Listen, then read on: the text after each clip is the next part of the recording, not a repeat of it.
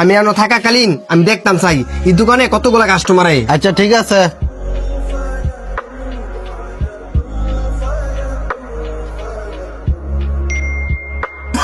কি ব্যাপার ভাই, আপনারা এখনো যান নাই? একটু বসেন, এখনই ফুচকা দিতেছি আপনাদেরকে।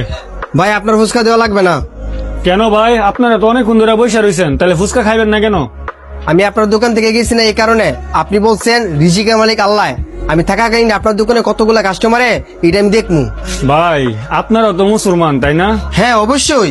ভাই উপরে যে আল্লাহ একজন আছে এটা তো আপনারা বিশ্বাস করেন তাই না? হ্যাঁ বিশ্বাস করি। ভাই আপনারা তো এখানে বসে রয়েছেন, দেখতেন যে আমি কয় প্লেট ফুচকা বিক্রি করতে পারি।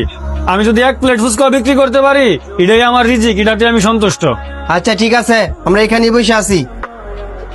ভাই আমার 1 প্লেট ফুচকা দিয়েন। ভাই আপনি একটু বসেন, এখনই দিতাছি।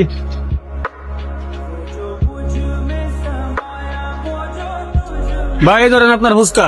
ভাই আমার 50 টাকার জালমুড়ি দেন। একটু বসেন ভাই, এখনই দিতাছি।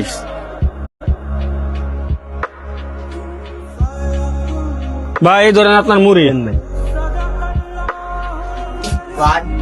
এই ধরেন ভাই আপনার ফুচকার বিলটা।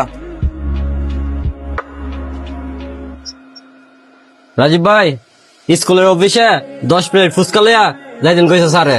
ঠিক আছে ভাই, আপনি অফিসে যান, আমি এখনই ফুচকা নিয়ে অফিসে আইতাছি। এই ধরেন টাকাটা, আপনি নিয়ে আসেন, আমি গেলাম।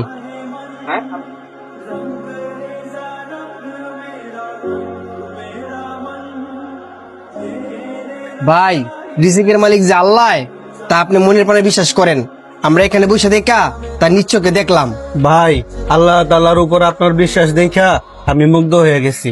ভাই আপনি যদি আমাদের কথায় কষ্ট পেয়ে থাকেন আমাদের মাফ করে দিয়েন, আমাদের ভুল হয়েছে। ভাই আপনাদের কথায় আমি কোনো কষ্ট পাই নাই। আপনারা যদি এখন আমার এখান থেকে ফুচকা খান তাহলে আমি অনেক খুশি হব।